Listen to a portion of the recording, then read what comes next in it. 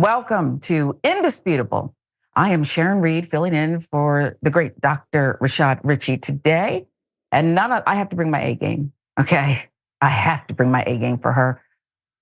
Former Senator Nina Turner, great state of Ohio, fellow professor, race, power, political economy, the fellow institute at Race, Power, Political Economy. See how it get flustered as soon as you pop up? Because I think so highly of you, and I want to do right by you, Senator. So we're going to launch right into it, but you tell people, as we're so close to this election, why the work you're doing is so important, because you can't separate that, okay? You can't separate the kind of work that is necessary with what will become the result in, this year. Yes, Sharon, and I highly regard you as well. That's a lot of words. You know, I'm a senior fellow at the Institute on Race, Power, and Political Economy at the New School. That's a whole lot of stuff. But that part of my life, that work is important because at the Institute, we seek to come up with ideas that really can animate public policy, not just to be academic for the sake of being academic, but what are the types of policy recommendations we can give the policymakers that they can make real. One example of that is the baby bonds. The director of the Institute, the founder of this Institute, Dr. Derek Hamilton, is a stratification economist, one of the best in all of the world. And the idea of baby bonds, that every child that is born here in this country get a certain amount of money that grows as they grow. Beautiful thing to try to level the playing field. And you may remember, Sharon, and some of our viewers may remember when that was a hot topic. It was being pushed in Congress by Senator Cory Booker. That idea came from Dr. Derek Hamilton and some other academics. So that's just one example of the type of work that we do at the Institute. Well, Dr. Derek Hamilton, you said?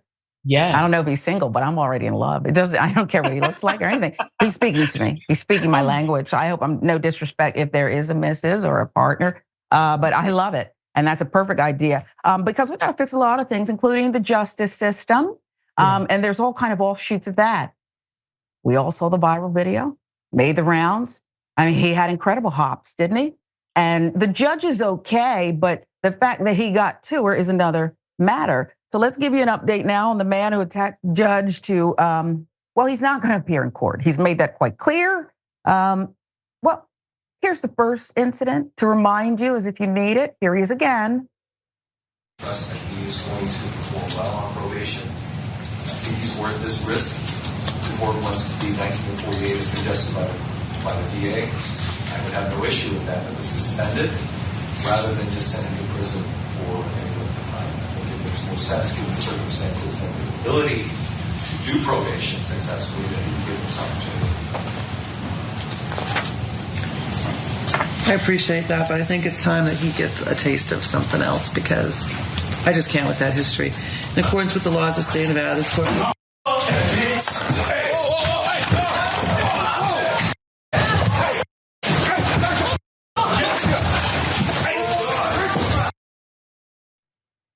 Okay, so it didn't take long. And do you see what I mean about the hops? It's like he had a springboard. If he weren't up to alleged, he's priors, but I say alleged because I don't know his full history, criminality has been accused, the scouts would have found him. I'm telling you, incredible athlete here, using it for harm, of course. But this video, inspiring already. You all don't wait very long, do you? Come up with these parodies. I do want you to see this one, very creative, as we said. I appreciate that, but I think it's time we got a taste of something else. I just can't with its history, and according to the laws of the state of Nevada, this court.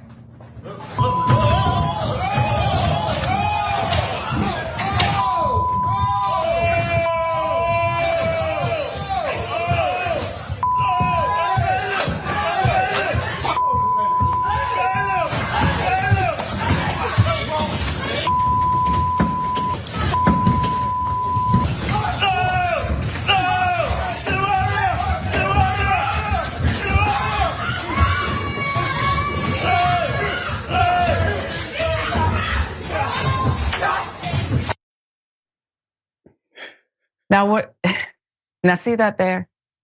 He's not even had a second appearance in court. I think it should be video arraignment, frankly, after the first incident, but you all are already at it. You saw the prominent belly displayed on the bailiff in the parody video, holding a baby at one point, mocking how this alleged perp got to the judge. Okay, well, sentencing, so he's the perp, but did you see this? And look at that move. Okay, I don't know if that's how the original went, but look at that. Went on and on and on. Now that's just like the first one. Senator, quickly a thought from you, and then I'll give the update on the actual accused. We going to hell, Sharon. That's all. We're going straight. Don't take a left turn or nothing. Just going straight Don't down. pass go. No. Don't collect $200. Just go straight to hell. That parody is off the chain. So let me just start with that. And you're right, it don't take long. Whoever did, they going to hell, we going to hell too. Yeah, they okay. are. So it ain't some good company. That being said, definitely a serious issue. The judge got hurt. Some of the bailiffs got hurt. One bailiff, I think, had to get 20-something stitches. That was really some super stress. So that's Mr. Redding, 30 years old, as you said. According to reports, he's already a felon, and he was in there trying to ask for mercy. He said he was a changed man. Control. I mean, that Brother Redding, that was the wrong time to jump the judge's bitch. When you're asking the judge for mercy, she didn't even get everything out. Right? He just kind of knew where this was going. And he just dive bombed over there. I mean, that is, as you said, Sharon, that was a lot of acrobatics, and unfortunately, he used that talent he has for wrong. He could have been using that for doing right. So while you're asking the judge for mercy, you're there because you don't have in-post control, and you you play it out in real time that what you're asking for, you're really not deserving of. And normally I'd say, what do they usually tell the lawyer from the control your client? Right. Stay back. Didn't have said, time. I'm not a fit in the, He said, please, So we'll give you the update, though, Senator. According to 8 News Now, the man who attacked the Las Vegas judge as she was sentencing him Wednesday told corrections officers he had a bad day and tried to kill her. Okay. Deobra Redden, 3-time felon, was in Clark County District Court Judge Mary K. Holthus courtroom for sentencing on a charge of attempted battery with substantial bodily harm. So we know he is capable. He's very athletic, and we'll give you more after the attack in a holding cell near the courtroom. Redden reportedly told an officer, "Judge has it out for me. Judge is evil." I'm sorry you guys had to see that, document said. Other officer said Redden asked him if what he did was wrong. He asked him the question. While at CCDC, Redden allegedly spit in a corrections officer's face, police said. Again, 8 News Now with the details. Chief Judge Jerry Weiss said Holthus returned to work Thursday. Also on Thursday, Redden refused to show up for his initial appearance in the same building where the attack happened the day before. Now, I need to pause there. Who thought that was a good idea? Instead of putting him on FaceTime or something, does he really have to appear again? Come on now. That's what they wanted. He was scheduled to return to court on January 9th. Holthus was scheduled to continue the sentencing hearing on her case Monday, January 8th. The case is unrelated to the new charges related to the January 3rd incident. So he's got a full plate here. Redden faced new charges as of Thursday: coercion with force or threat of force, extortion, intimidate public officers, others with the use of force, disregard the safety of personal property, battery by prisoner, probationer, or parolee, unlawful act to excrete fluid by a prisoner in a confined area, battery on a protected person. So they may add more. I'll give you the last word. He sounds like, he summed it up as a bad day, Senator. It sounds like more is going on here. And I'm not trying to make any excuse for what Mr. Redden did. He's got to pay the price, so to speak, for his actions. You just can't go beating up people. You're already on a battery charge. But I'll give you the last word, because there are some online who are saying, look, he's frustrated. They maybe didn't like what he did and wouldn't do it themselves, but black men can't get a fair hearing is what I'm seeing and reading online. Is that part of this or no place? I mean, let's deal. We got to deal with that, but we also got to deal with Mr. Redden's actions. Yeah. I mean, he shouldn't have dive bombed over there. He know he was wrong, and somebody could have got seriously hurt. I mean, you got one person that was trying to keep him off the judge and got 20-something stitches, got a whole. I almost said something. I got a whole gash in their head. You know that's not fair. And if it's true that he tried to spit on somebody, he spit on somebody. Now I don't know in the hood. Yeah. Okay, that means you want to fight. Mm-hmm. You fix your mouth to spit on me. Oh, you better well expect what's about to come next. Now, Mr. Redden don't have the right to do all of that. So I think, Sharon, all of these things can be true at the same time. He was frustrated, was having a bad day. You having a bad day don't give you the right to put your hands on somebody. I mean, I have bad days, Sharon. You have bad days. A whole bunch of people walking around got bad days. Imagine if everybody that was having a bad day decided to resort to violence. Now, no, brother, you can't do that. Now, there's also in some of the reading, the reports rather, that he has some mental challenges and maybe he does need work on impulse control. So he has to answer to the consequences of his actions in court that day. And at the same time, we need to deal with a legal system that is totally patently unfair to Black people as a whole, and especially Black men. I would never say that was not the truth. That does not justify Mr. Redden's behavior. But I couldn't agree with you more. And in this case and others, it's triggering for some to see a white woman. I don't know her record, so I'm not making anything on Judge Holthus, but it's triggering to see her. She cut him off, okay, and maybe she knew because she knew his record and had sat in judgment for the case. But that's what's triggering to some who say, "See that? It was already decided." But we wish her the best, the gashes. I was thinking to myself overnight, I don't know his family situation, but only his mama could perhaps reach him at this point. Okay. He's saying to the correction officers, I don't know did I do something wrong? Well, you did, son, you did. It was very wrong. And so maybe if his mama, grandmama, somebody can, just eyeball him, lay eyes on him, and maybe that'll bring the temperature on down.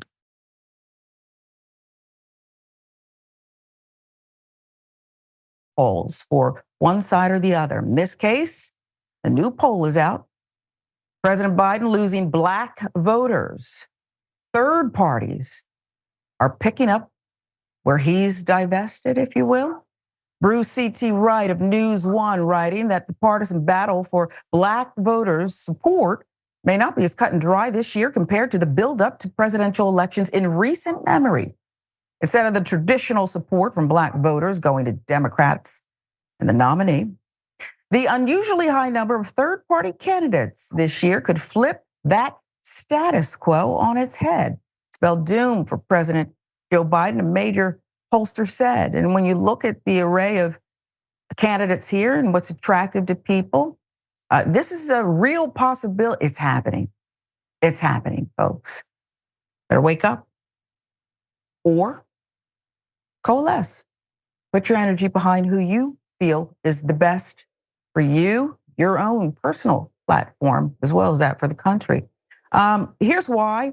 20% of Black voters, Biden's most loyal base, expect to cast their ballots on election day for neither the incumbent nor Donald Trump, the presumptive Democratic and Republican presidential nominees, respectively, according to a new poll. The findings in the USA Today Suffolk University poll are the latest evidence that fewer Black voters plan on supporting Biden's re-election efforts, giving a slight edge to Trump in the general election. News One. To be precise, the poll found that nearly 25% fewer Black voters plan to support Biden this year than they did in 2020. Wow. On the flip side, Trump has managed to maintain the 12% support among Black voters that he got in 2020, which the polling suggests could prove to be the difference in November. Although Trump hasn't grown support among Black voters, he's closed the deficit behind third-party voters come off of Biden's support among Blacks.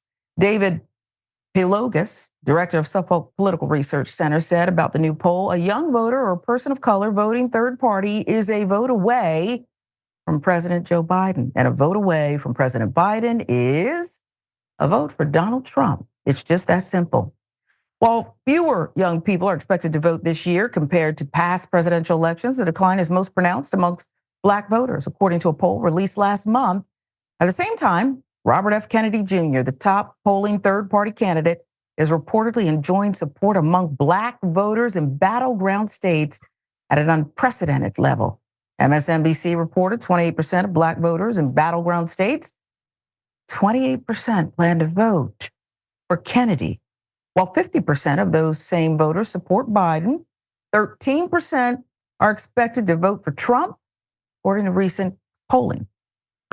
Now, that's likely at least partially because Black voters in swing states, including some that helped secure Biden's victory in 2020, have been supporting Trump at levels previously unseen by a Republican candidate. Previous poll found of those states, Arizona, Georgia, Michigan, Nevada, Pennsylvania, and Wisconsin, the likely suspects. Just one of them, just one of those 6 states shows Biden beating Trump by a slim margin.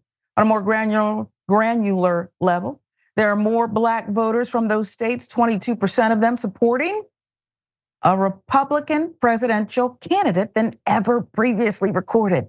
This is from the New York Times and what they are reporting as well. While polling is far from definitive, it can indicate trends like Black voters' unprecedented support for a third-party candidate this year.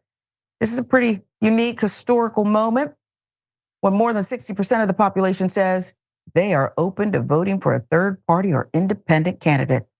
Tony Lyons, Kennedy's book publisher and the co-founder of a super PAC for the candidate, telling NBC News, Washington Monthly reported that professional pollsters say polling of third-party candidates cannot accurately assess a minor candidate's support, let alone their durability. So you better pay attention to that. The pollsters may be underestimating, is what I'm hearing, okay? Nobody knows. Nobody knows.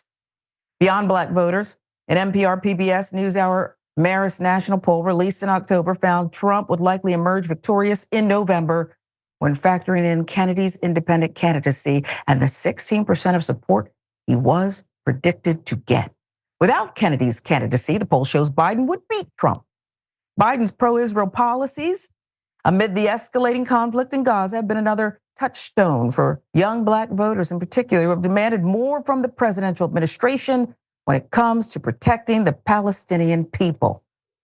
Third-party presidential candidates Jill Stein, Cornel West have been adamant in their condemnation of the Biden administration's aid for Israel, stances that, according to polling, could resonate with those same young Black voters and result in their support on Election Day, which could similarly bode well for Donald Trump. Nevertheless, VP Kamala Harris has been out galvanizing young voters, especially Black ones, on behalf of the Biden administration, and the Democratic political machine has been working overtime to shore up support among all Black voters. Here's the response from the DNC. I want you to pay attention to this. DNC hasn't let up on engaging and mobilizing Black voters. Democratic National Committee Chair Jamie Harrison told The Guardian recently, this isn't something I take lightly. I know what it feels like to have our community taken for granted and only have folks show up for us when they need our vote on Election Day. Senator, no disrespect to the DNC chair, Mr. Harrison, who I like. It appears that the Democratic Party doesn't know how to engage Black voters, particularly, I think, Black men. You're not engaging them. I've had meetings with people who say you're talking at them. You're not listening to them.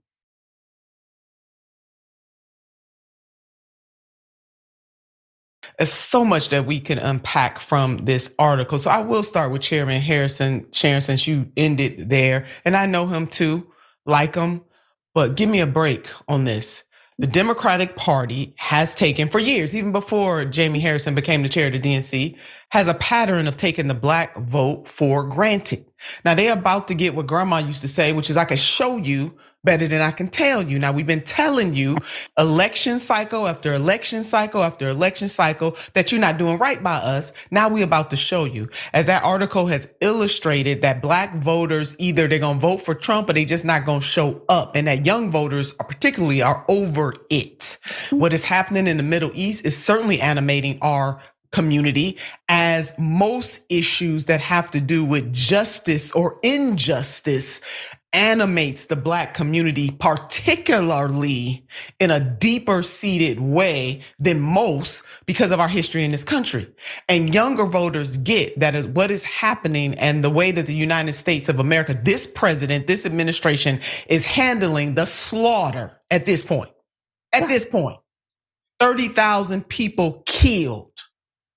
Almost 60,000 people just maimed, just hurt. Over 60% of the Gaza Strip destroyed. At this point, this is not about self-defense for Israel. And the United States of America is aiding and abetting the slaughter of innocent people. That ain't lost on young people from all walks of life. A lot of the polling will show, but especially for Black people, Sharon. And when you couple that with the fact that the Democratic Party has done jack nothing, fill it in, SHIT, for the Black community that is materially substantive, you getting what you're getting. And the fact that Trump is holding at his 12%, let us not forget that in 2016, he enjoyed 8% of the Black vote. If we go back even further, when Romney was running the election cycle before, Romney gained 6%. Trump gained 8%. And now the prediction is that Trump in this 2024 election cycle is going up 12%, while President Biden is losing support.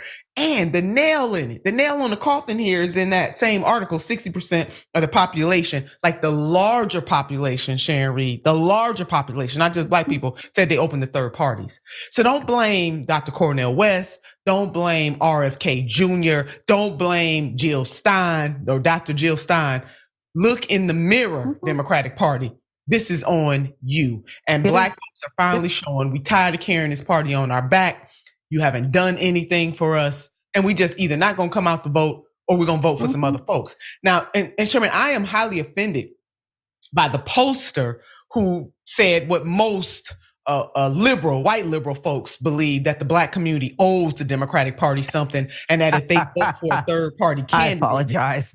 You got me bent. You got me bent on that, right? That we're supposed to be all about choice.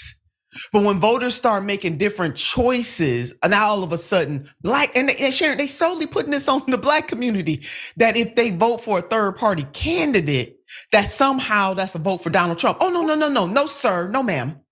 If people decide, including Black people, decide to vote for a third party candidate, they voting for that third party candidate.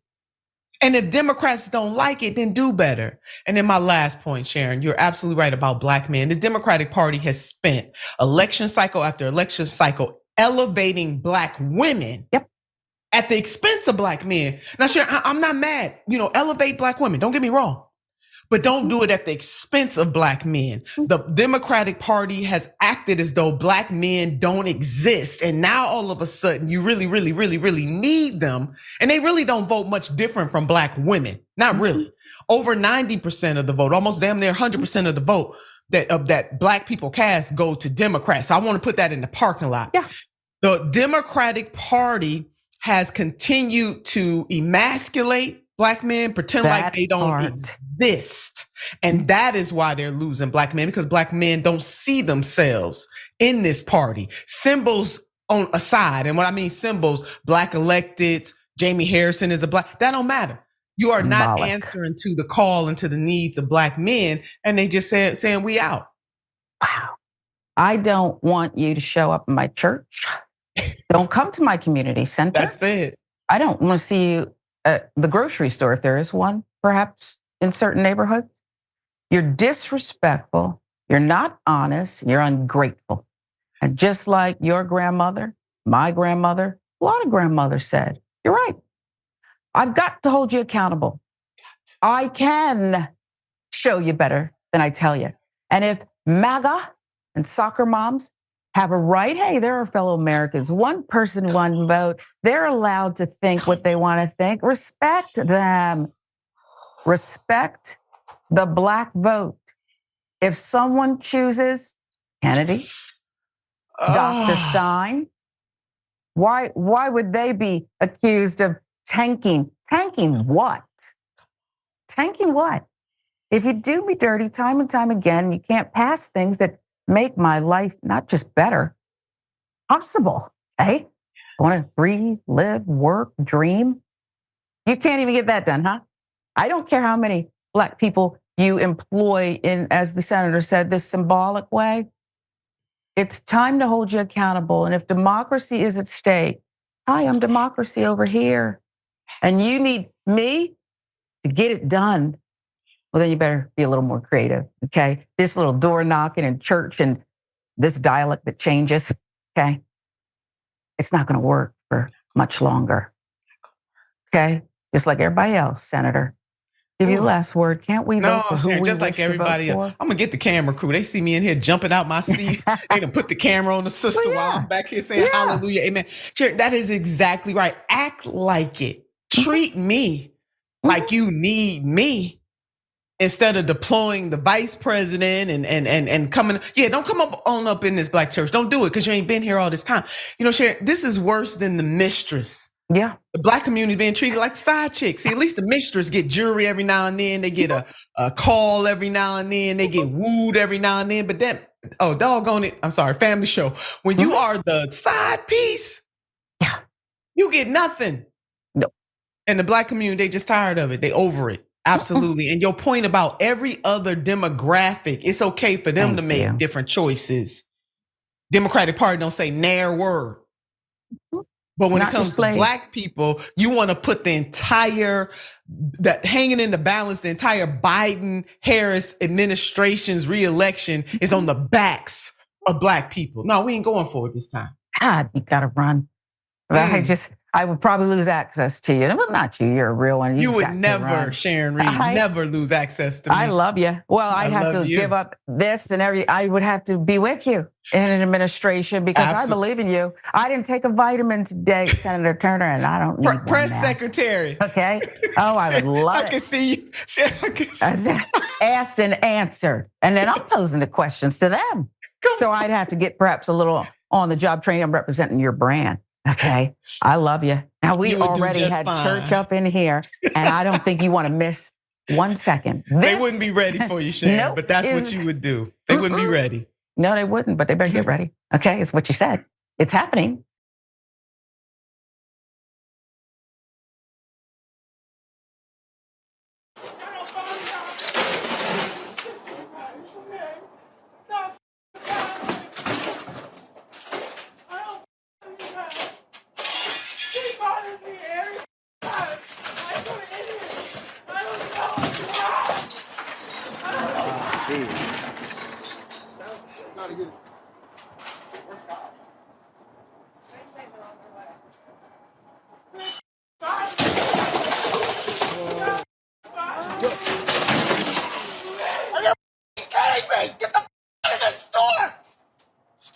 Stop. Just stop. Just stop.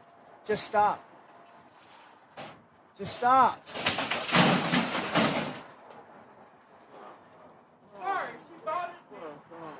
Sorry. Okay, well, you just start neighborhood. Where the is supposed to go now? Get the out.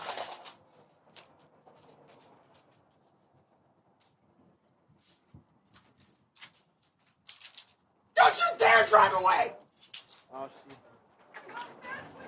don't mess with her. Don't mess with her. Don't mess with her. You already got your license. He'll be after you. The store needs to be restocked, and it's a mess. Okay. One woman, just one. Incident happened in November of last year. This is in Columbia, Missouri. LaShonda Angeline Johnson, charged with first-degree property damage, misdemeanor stealing, first-degree trespassing, misdemeanor. It's unclear right now whether or not Johnson suffers from mental health issues. An employee at the store allegedly telling police that Johnson entered the store at 7:43 a.m. He told her to leave. Probable cause statement says Johnson was trespassed from the business in June and was told, don't come back here, not to return. The employee then said Johnson then went behind the counter and stole 2 packs of cigarettes before breaking multiple items according to the statement. ABC 17 with the details. Here's the probable cause statement, what it further states. Well, we'll list it for you. $1,500 in damage to a cash register, $3,000 worth of liquor broken, damage to drink machines valued at $20,000, caused $2,000 of damage to general merchandise. She pulled out the slushy machine, which, I can stay pretty cool. But in the Georgia heat in the summers, don't do that. She did. She did it all. Witnesses followed Johnson to her address while talking to another Columbia police officer on their cell phone. The statement says she was arrested at her residence.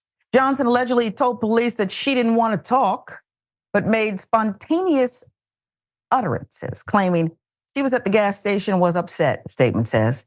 She allegedly told police she tore up the store because she thought the employee was taking photos of her and harassing her. Again, that's according to a statement. Another look at the damage. It's we don't even know how it started. Okay, when the video started rolling, we already saw, Senator, that one-man wrecking crew. Okay, I haven't seen that kind of damage since. I grew up in Pennsylvania and traveled through rural parts of the state. When a deer, you catch a buck, they'll sometimes run into a store and tear it up. You would have thought, okay, but this was her, and then she, unbothered, proceeded to her vehicle. What can we even glean from this? One woman wrecking crew. Yeah. Why? Ms. Johnson, that's her last name. Why? Yeah. And you haven't, listen, folks, you having a bad day, stay home. That part. Don't bring your bad day to everybody else. Especially if you're having a bad day to the magnitude that you can't control your actions. If your actions impact somebody else physically and or their property, then baby, please stay home. And you're right, Sharon, we don't know. Maybe mental health, maybe not. Because, sometimes I'm tired. We always blaming everything on mental health. Everything. She said he was taking pictures. Yeah. And she didn't like that. Well, then call the police. Obviously, the report says that she was told not to come back in the store. Then, baby boo, why are you back in the store? Don't just go to another store. But really, very unfortunate what Ms. Johnson did to those people's store. And folks, that stuff costs money. Down there, insurance premiums gonna go up and stuff. See, sometimes that kind of property damage, people just shake it off. No, all the time you just can't shake that kind of stuff off because somebody's paying for this. Yeah. And nobody has a right to tear up somebody else's property. No. And that's the part. That's when you get labeled a Karen. And I think you're right about mental health too. Stop just putting everything there, because mental health encompasses a lot of things that a lot of people are navigating, just like diabetes. So stop with all that. She said he was taking pictures and that made her very angry. But you heard people, and I don't know if our folks at home heard it or you did, Senator, saying, you're ruining our store. Now where are we going to go? And that's real too. That's exactly and sometimes people don't feel like with their insurance increasing and stuff, maybe they just won't come back. They got a high lease anyway, and I'm sick of this. Yeah. So I hope she gets the impulse control, emotional quotient, whatever it is. Or perhaps if there's something else going on, that's addressed too. But the slushy machine, come on, Miss Johnson. I'm going to leave it alone for now. But she ain't have to do that. I think she got 2 of them too. 2? Come on now.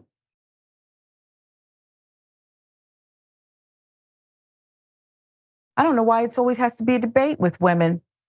Okay, can't you be just smart? Can't you just be smart? I'm asking her. Lena Haba says she'd rather be pretty than smart. Now, I'm not going to pick one, okay? But she is. Well, just watch and listen to, and watch her body language too. Go ahead. Say what you will about Trump, alpha man. Right. You would suspect he picks an alpha guy, but he picks a feminine, smart, capable woman. Right. How much of you being an attractive, smart woman do you think played into a role in this? To him or in the public? Because I can tell you it's been a double-edged sword. Yeah, both. It's been something I have had to deal with in the positive and in the negative. I don't think I would be on TV or sitting here if I didn't look the way I look. I think I caught attention. Mm-hmm. I'm very honest about that, and I don't mind. I'm not a feminist. Mm-hmm. Okay, I believe in strong women, but I want my door opened. I am very much an old school, my parents are Middle Eastern, old school woman. I when I'm at home, I cook, I have a husband, I respect, I know how to turn it off. But do I not think that if, I'll tell you something. Somebody said to me, Alina, would you rather be smart or pretty? And I said, oh, easy, pretty. I can fake being smart. But, I meet them all the time, Alina. That's the honest truth. And it's going to make me, I'm sure there'll be some Washington Post article about it tomorrow, Daily Beast, my favorite. But listen, you have to be honest. It doesn't hurt to be good looking in this world, in the PR world, on TV. It doesn't hurt. And when you're good looking, that's great, but it can also mean people think you're stupid, or people think that President Trump hired me because I was good looking. That is absolutely not the case. Miss Haba, please. First of all, what is good looking? Who's to say? It's subjective. And I just want to point out before we move on that the man didn't ask her the question. She posed the question. She brought up, would I rather be pretty or smart? She's brought it up and called herself, gorgeous over and over again is the implication. I'm one of a kind beauty if I'm reaching certain, well, I don't know if I want to use the word heights, but anyway, predictably, drew ridicule on social media, Haba did. Legally bland, replied Anthony Lopresti. Sound legal strategy from Trump, replied Patriot Takes. Clay Moser had advice. She should start at least faking she's smart. When they were asking when she was going to start that part. She said she could fake smart. It's easier. And so people online are asking, let us know when you start doing that. Chris Herbst paraphrased, basically, I'm not a good lawyer, but I play one on TV. Okay, raw story collecting some of the comments there. Meanwhile, primary opponent, they got to get it together. Here's that primary opponent. Think you know her name. Maybe not enough of you do. Meanwhile, primary opponent of Trump, Nikki Haley, also prompted ridicule online for saying this. And this, of course, is referring back to New Hampshire. You were asked to explain the cause of the Civil War. You obviously did not mention slavery. And afterwards, you came up, you said that was a mistake. In fact, you said it should have been the first thing that you said. So you did come out and say that. Chris Christie, though, came out and said that you gave that answer not because you're, in his words, dumb or racist, but because you're, quote, unwilling to offend anyone by telling the truth. What do you say to that? No one's ever said that I am unwilling to offend. I offend plenty of people because I call people out when they do something wrong. What I will tell you is Chris Christie is from New Jersey. I should have said slavery right off the bat. But if you grow up in South Carolina, literally in second and third grade, you learn about slavery. You grow up and you have, I had Black friends growing up. It is a very talked about thing. I don't know why you're bringing up Black people, Miss Haley. I don't know why I sound like another dog whistle. In the South, this is how we talk. You got to be careful, states' rights. What on earth is wrong with you? What on earth is wrong with you? And I would like for her Black friends, I want to meet them. They don't have to step out publicly, but I really want to meet them. What are you talking about? Why'd you throw that in there? Reaction to Haley's comments include Hobby Brown saying we need an I don't see color. We got bingo. I don't see color. I don't see color. It's just so irritating, very triggering. OMG. She actually said the line, Jay-Z says, not Beyonce's, man, this is just Jay-Z. And I agree with it. She delivered the line, Senator, as if she had just rehearsed it with her team of PR people who are also tone deaf. I can tell you they're tone deaf. I can't be on the inside there, but if I were, that's not what she would have said.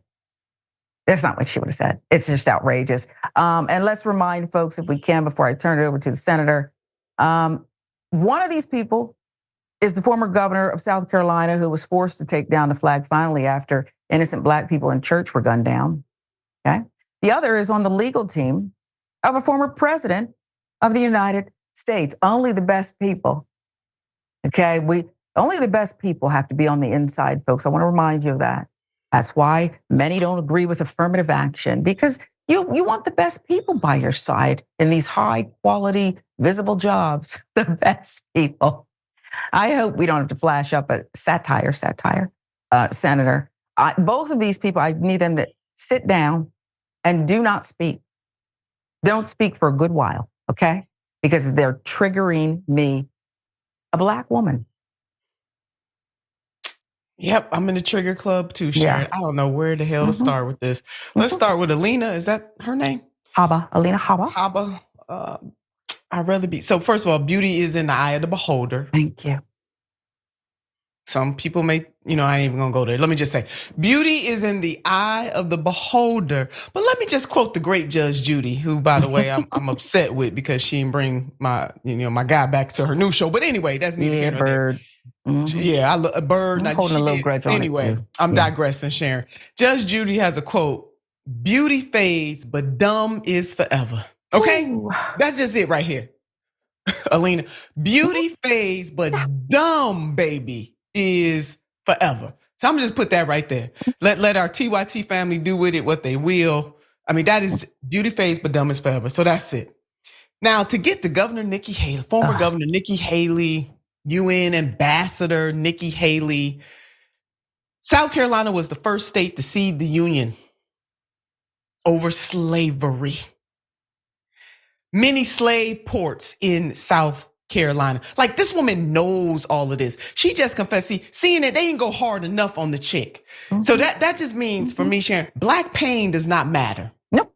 Because now she got an opportunity to come and dress this thing up after she refused to say that slavery was the cause of the Civil War, and just her cavalier attitude. And then, for the love of God, please stop talking about your Black friends. That's a default for her, for a whole lot of folks. They think that's gonna cover them. You got Black friends. And obviously you ain't talking to your friends. Are never there. That's right. why I mean, I'm they ain't asking talking to to meet them. them. I could say anything. She ain't talking to them. Right. You're not. But if she is, they're not honest. And mainstream media is giving this woman a pass on this because it's about Black people. Chattel slavery. So the enslavement of first African and then their descendants that became African Americans or Black Americans, however people, because this whole debate online over that, Sharon, whether we calling ourselves Black Americans, African Americans, hell, whatever we calling ourselves these days, our origins is from that continent, forced over here to this country. And that woman could not answer that question at a town hall meeting because she and others are trying to whitewash history. She's acting like this is the difference between what we having for dinner and what we having for breakfast, or you and I debating a color palette. No, there is no the other side. Because as she went on, we didn't play that part of the clip to say, well, in South Carolina, like half the people thought this and half the people thought that. Damn what half the people thought. Enslavement of Black people, of African and then their descendants, was wrong. Chattel slavery, wrong for generation after generation. And you know what, Sharon? This chick didn't even have the courage to take down the Confederate flag. It was a Black woman that took the flag down by the name of Bree Newsom. Didn't want the photo up. Right. Didn't want the photo up to live. She took the flag down and forced this woman to do. But look at the credit.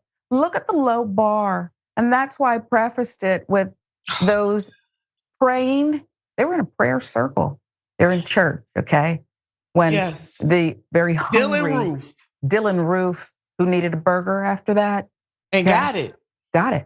He got it, okay? So I don't know why you're pointing out the one person who was forced to, she lacks courage. And this is what offends me about her. And I get flack for this, but I'm gonna say it because this is what I believe, Senator. And you can correct me, I'll listen to you. She doesn't care about Black people. And I know she doesn't care about Black people because what a dog whistle is, okay, states' rights, not saying that the actual truth about slavery, means you're playing to who? And you could care less about who not, right? You could care less about Black people. That's right. She knew she could get away with that. Didn't even get it proper. But can you imagine if she said this about another marginalized group, another group that's attacked? Come on. I don't know if she would have been able to stay in the race. Might have She been wouldn't over. have been. But again, Black pain does not matter. So whether it's coming from somebody like Nikki Haley and before the white liberals on the Democratic side start clutching pearls, don't. Because it's not just the GOP. It's just not people like Nikki Haley. Hell, it's not just even white people. There are a lot of people who are anti-Black, who ride the backs of Black people on a regular basis, who think that they're better than the Black people who fought for the liberty and the type of justice that we see in this country, and that is still yet to be realized. But for this woman to fix her mouth to not utter the words slavery was the cause of the Civil War. Plain and simple, capitalism and greed. And during the American Revolution, when this, at the founding of this country, as they were fighting against King George, Patrick Henry riding on the horse, give me liberty or give me death. They had a chance to start this new nation without the enslavement of Africans and then their descendants. But capitalism wouldn't let them do it, Sharon. They wouldn't do it. So while they're fighting for their liberation, they continue to enslave our ancestors. For many years, over 250 years, and then took another 100 and so years for us to even get the voting right, the Civil Rights Act, the Voting Rights Act. So you're talking about from 1865 to really 1965 in this country. Yeah, and we still fighting for it for this day. And still it happened fighting. to Black people on this soil. Okay, this soil. And we can't even get reparations. No. While they sending all kinds of money everywhere else. Go and give the descendants of enslaved people, give them their reparations, baby. Slave owners got reparations, Sharon. Do people want to talk about that? Do they know that this country, this government paid enslavers reparations for the loss of their property? Hello, somebody. Sharon, don't even get me started on this. I am triggered like a mug. Me too. And I don't want to hear about when slavery was abolished either, because I'm going to tell you something. What about those prop sharers who were supposed to, they're supposed to share in the profits. There's no profit. How come there's never any profits? Because it was still slavery. That's what it is. And I'm going to tell you something. We're going to get out of here so we can both get a temperature. I don't mind being triggered, though. I got all day. Okay? I could do this all day. And I don't really care. You got to feel it. Feel the burn, like a certain segment of the population has. But I'm going to tell you something. She was unbothered by Black trauma, pain, slavery. Unbothered. She said, well, what would you like me to say about slavery? What about it? She said, what about slavery? Right. Next question. You remember that? That was her too. So, Nikki, nah,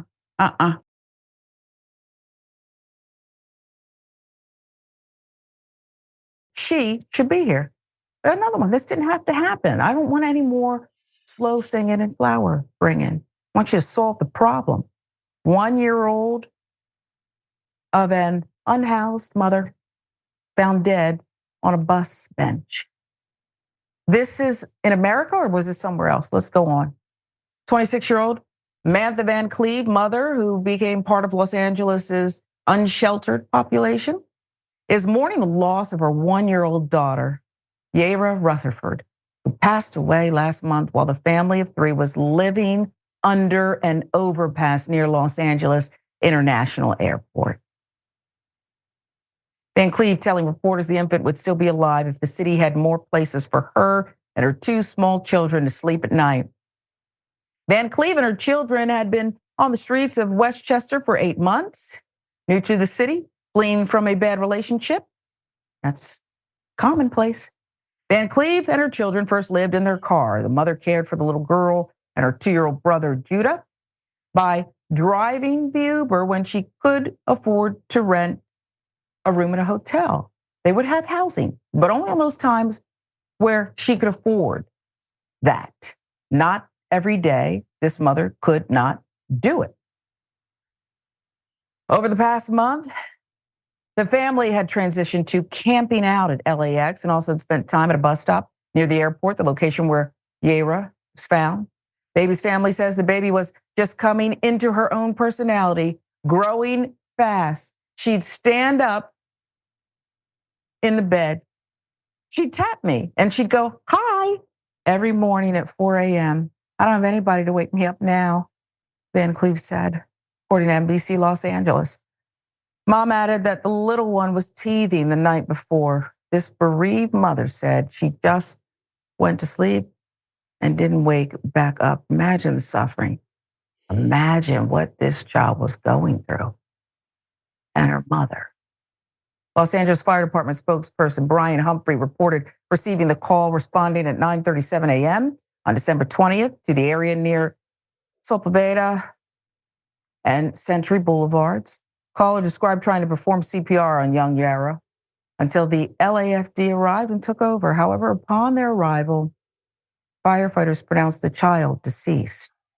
KTLA reports an LAPD detective alleged the baby died due to cardiac arrest.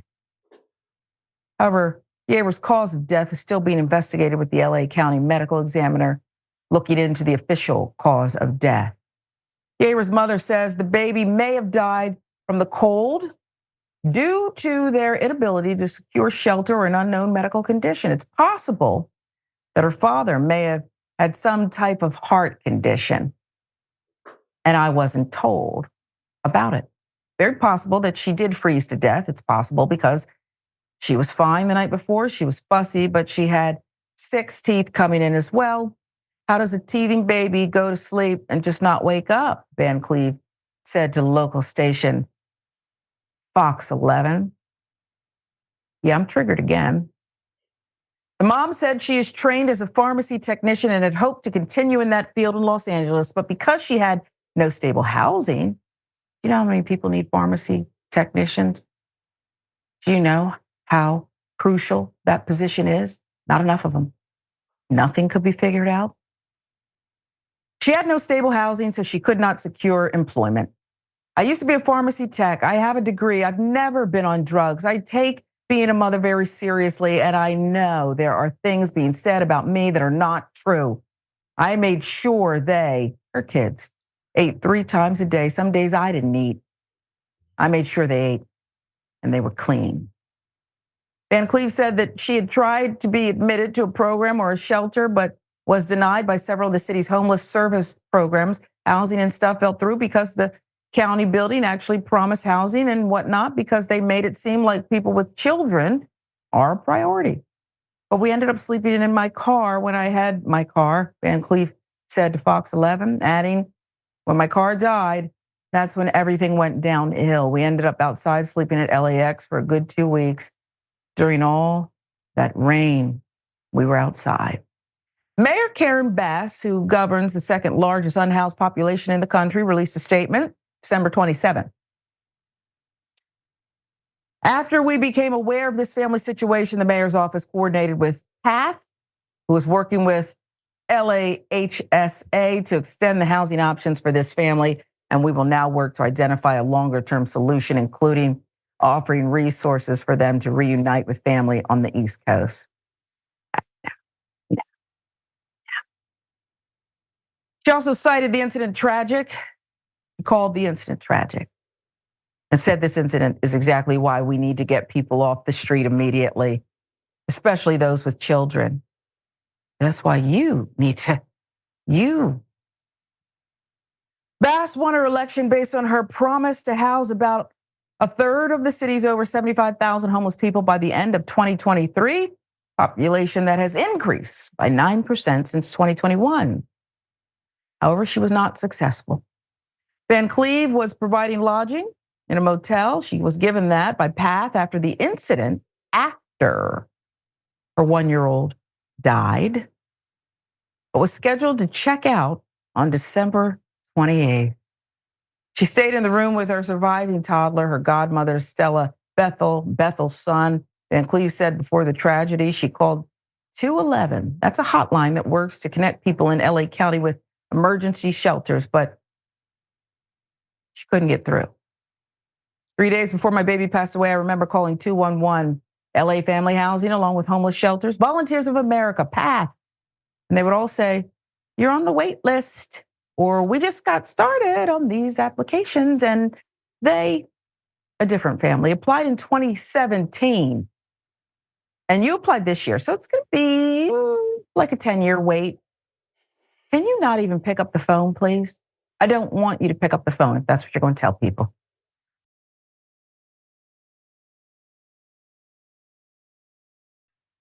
Van Cleve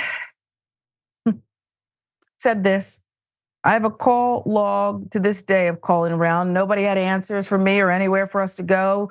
The mom said, rightfully believing she was not the only one. The city controller said their audit revealed that during the previous winter, the 211 action number for unhoused people faced an overwhelming influx of over 160,000 calls for shelter.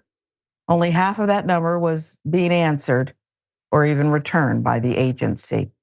This incident should be a wake-up call for our community that we need crisis and long-term housing options for our vulnerable population, such as families with children, seniors, individuals with disabilities, and other at-risk populations, 211 said. Senator, I like Karen Bass, and I'm going to try not to do this. You did don't even lead with this in the statement that you got them a place to stay after the 1-year-old. You should have had the same urgency while the baby was still alive. And I don't know if the mother brought up a potential long-term injury or cardiac arrest or a pre-existing condition. But I've seen this before, and I want the LA medical examiner on notice here, because it's all one entity and it would serve the city's interest for this to be declared something other than what it seems to be. Do you understand where I'm going with this? Okay. George Floyd died of acute something. No, he died because you had your knee on his neck. I'm disgusted by this. If you know last year you had 160,000 calls and half, which means more than that, didn't get returned or even answered. You served, I didn't. I'm going to give you the floor because I at least need to know that you're running around frantic here, and I don't see it. I see you running around doing PR after the fact. Little girl should be here. That's it, Sharon. I mean, it's a domino effect here, and it was too little, too late. And then even in the reporting, we see that the housing that they did get her, the temporary shelter that they did get her after her daughter died, was very limited itself. Resources have to be deployed. There are over 500,000, like 500,000 of people unhoused in this country. It is a crisis. This is when you need state and federal government working to help mayors like Karen Bass. Now, this has been a crisis before she got there. She just got there. It was a crisis before she got there. So I want to cut her a little slack on that. But if this is your number one issue, act like it's your number one issue. I'll be on people's desks, turning over tables on the state house, turning over tables in DC. You want to talk about the federal government has the biggest stick, Sharon. And so they should be focused on this. We have a housing, an unhoused crisis in America that is very much linked to the economy, very much linked to the fact that the working poor in this country cannot afford housing anymore, very much linked to the fact that we are allowing corporations to just take over and gobble up everything. And so charity starts at home and spreads abroad, and not the other way around. So if we got all this money for the wars, to quote the urban poet Tupac, got money for wars, but you can't feed the poor. Got money for wars, but you can't house the poor. Got money for wars, but you allow a 1-year-old baby and her family to die because people have a callous indifference. And I felt the mama when she said people blame me. This ain't no time to be pointing fingers. Obviously, the system is not working, and you got people who need help. And this baby and her family is just one of millions of people who are either, unhoused, underhoused, looking for shelter on a regular basis. And dare I not bring in our veterans on this. Yeah. And not that their lives are more important in terms of having housing, but we just put that extra point out there that if this country is that callous to allow unhoused veterans, then what you think about everybody else? Yeah. Too little, too late, and the federal government needs to step up. I'm glad you said that. And that's why I said it. You served, I didn't. That's what I should have said. Federal government, you have resources, okay? And this whole thing, I just want to say, I want to wear a t-shirt sometimes that says, "You're so ignorant." She can't get employment, never been on drugs, although, look, that's an illness, okay? And has a degree. They need pharmacy techs, but we can't hire you. We got to stick with our policies. We can't hire you because you're so ignorant. I could solve that problem today. Couldn't you solve? This is so easy. And you mentioned the money and the wars, and you're right. And I was going to lead with this, and I forgot to ask you, how much money are they going to spend on this presidential election, Senator? Do you know? How much money is available? It'll be billions. I mean, between the outside money groups that are going to come in, the money that each candidate will fundraise, it will be billions of dollars, just like it is every single time. Can't the baby be alive? Can't the Can baby you be spare alive? a few coins for the baby? Just a callous indifference. It's a callous indifference. It's that part. Sometimes things happen sometimes, but this didn't have to happen. How can we even get to the things happen sometimes? Yeah. I'm just disgusted. And why does she have to qualify herself, Sharon? I know we got to go on, but that part that hurt my heart. Like she got to qualify herself to say, I haven't been on drugs. Look, sometimes the bottom falls out for people. Yes. And then it becomes a domino. And then they can't get out. It's a spiraling impact. But she has to qualify herself just to prove that her and her family is worthy of housing. This is BS. Yeah. Wonder what her transcript looked like. She didn't have a daddy who gave her $1 million, who sent her off to some military school.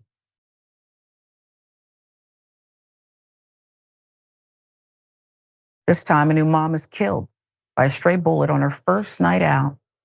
First night. Teen mom, Shania Green, killed by a stray bullet at a Georgia house party just a month after her 18th birthday on her first night out since giving birth. Green was found dead in the back patio of a house in Grayson after police cleared the party while investigating reports of a shooting at 1 a.m. Friday. This is according to WANF, the date, December 29, 2023. She had a bullet wound in the back of the head, Gwinnett County Police said. No suspects have been identified and arrested yet in connection with the fatal shooting, officials and Green's family said. New York Post with the details. Shania just turned 18 and had been devoted to lovingly taking care of her 7-month-old son. Her aunt Sadie Long wrote in an online fundraiser, as any new mother, Shania was excited to finally get to go out and hang out for a little. She said of the teen mom's first night out. Long continued, quote, while enjoying a night out at a house party, multiple shots were fired from outside of the house, hitting Shania from inside of the house and taking her life. This is per ANF in Atlanta. Neighbors heard gunfire erupt around 1 a.m. One neighbor provided the news outlet with cell phone video showing dozens of young people running out of the house. They said, quote, when I looked out the window, I saw a bunch of kids trying to get into their cars and leave the subdivision.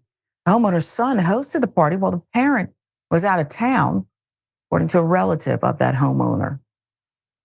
Long wrote on GoFundMe, quote, Shania was a wonderful daughter, mother, sister, granddaughter, and niece who touched the lives of everyone around her. She was known for her beautiful, infectious smile and her laughter. Look at the smile. Oh, gosh. Long added she was just figuring out who she was as a young lady and a new mother, navigating life with grace, compassion, kindness. Her glowing personality and respectful manner has left so many people hurting and mourning for such an amazing soul. As of this morning, the GoFundMe raised over $12,000 for the family's funeral expenses. Wow. So a child without their mother, Senator, and I just want to caution people that I am, okay now, I feel like, and maybe it's just, I don't usually have voices running, but there's a narrative in my head, a protective, defensive one that's saying, don't you dare. What was she doing now? She just had a baby. You better not. I just told you who she was from people who knew her. Great mother, loving, kind, charming, graceful, respectful. She had a right to go and have some me time. Her child was well cared for. I didn't read anything about the child not being well cared for. Her family loved her. Senator. So glad you put that out there, Sharon. So just tragic in every single way. A young 18-year-old woman is now dead and her baby won't have her. And whoever shot her, that's the person at fault. Not her going out to have fun. Whoever shot her is at fault. And I hope they catch this person. I do too. And I'm praying for her family, and we'll check in and keep it updated when there's a development, and hopefully that GoFundMe, I hope it grows. I do too. I mean, I think Rittenhouse, that dude, they raise more money. See, they raise money for people like that. And this family sitting up here barely got $12,000. I mean, make this make sense for me, Sharon. I wasn't going to go there, but I just had to. That narrative was in my head just now when you said the amount. I mean, not that people don't owe. I mean, they don't owe the family anything in terms. People are giving out of the goodness of their heart. But I was just juxtapositioning that 12,000 that you just mentioned to the hundreds of thousands that was raised for that dude. I think America owes the family.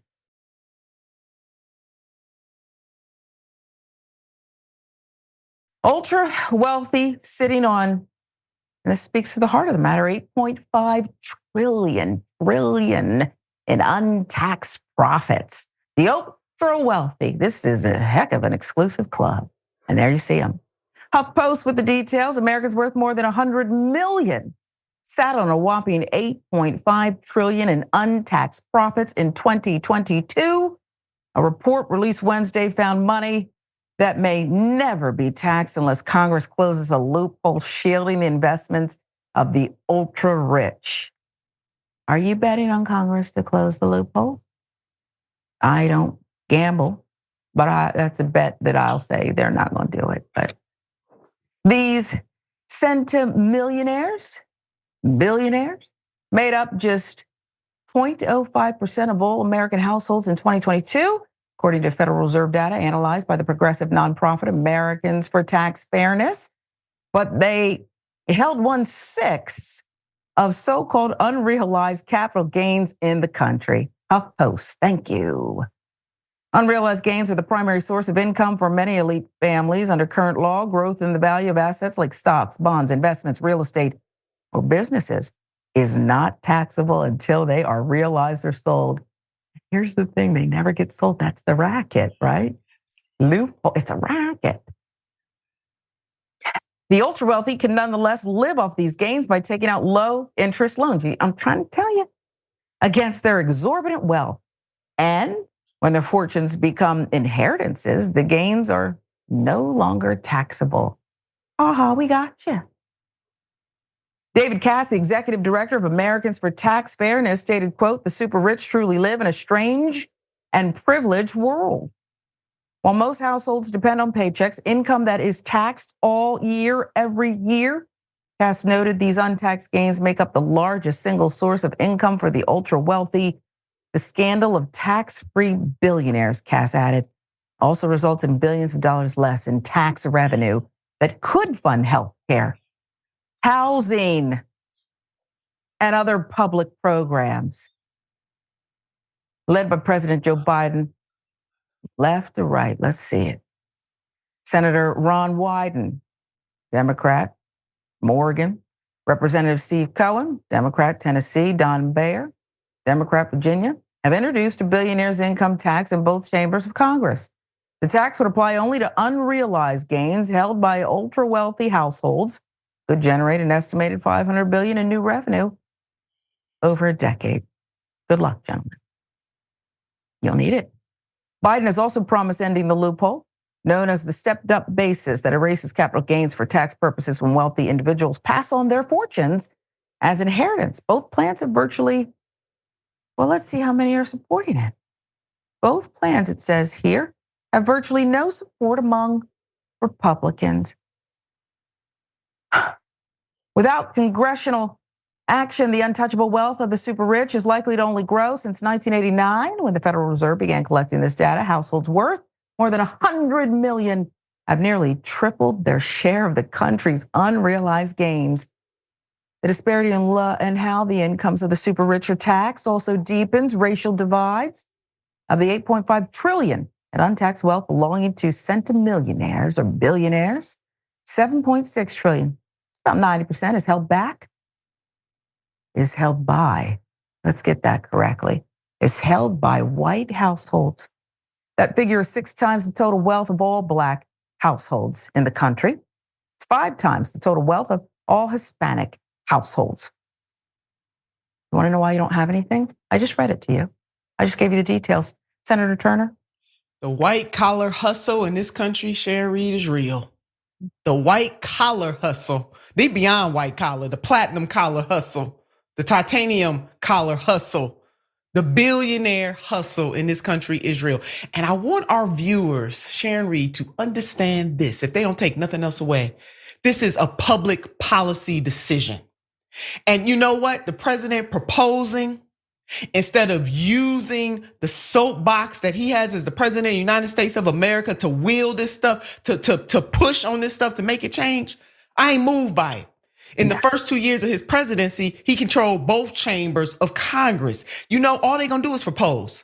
They ain't gonna make none of this pop off. Why? Because this same billionaire lobby have bought politicians. America, it is legal to bribe politicians in the United States of America. The loophole is a policy choice, ladies and gentlemen, family and friends. It is a policy choice. Poverty is a policy choice, and allowing the ultra wealthy who will not even be able to spend that money in 25,000 lifetimes is a policy choice. And so we can make different choices. Point blank. Period, exclamation point, message in a bottle, underline it, bold it. It is a policy choice. And these politicians talk. Now, kudos to the electeds who decided to introduce some legislation. But that's all that's gonna happen, because people like President Joe Biden and others, instead of traveling, got Vice President traveling the country trying to corral black people to vote for an administration that ain't done really nothing for them. How about we get up here and corral people and get them all riled up, working class people of all backgrounds, about these billionaires in this country? How about that? How about that? Now run tell that. How'd she do it? Run tell it. Let me tell you something. And I may be too cynical, Senator, and you correct me, because again, you know this thing inside out, but I feel like President Biden, again, this is just me, a lay person, saying what I feel. Rang on whatever that phone is that gets through to people on the first try. And on the other line, it was probably a party line. You had Wyden, Cohen, and Buyer. He said, I need something here. I need an issue. You know it's a no prayer. And I'm not saying you don't introduce stuff that has no prayer. Sometimes you do because it's the right thing to do. That's right. But the timing, what are you doing here so that I can go out and we're election year and I'm on the campaign trail and I'm saying, you get a car and I'm going to fight for every single American. I don't care if you're black, white, gay, straight. That's just what I came up with in my head. Maybe I'm just a creative person and it's my own little, I will get these voices under control. But button it up for me, Senator, because I'm all over the place. I'm just so sick of it. Sharon. You know what it is. You know it. They playing in our face. Playing in our face. I love it. I don't allow people to do that to me, to be honest with you. I dip. That's when I dip. I don't got time for this. Okay? Senator, always a pleasure. Boy, you got me thinking.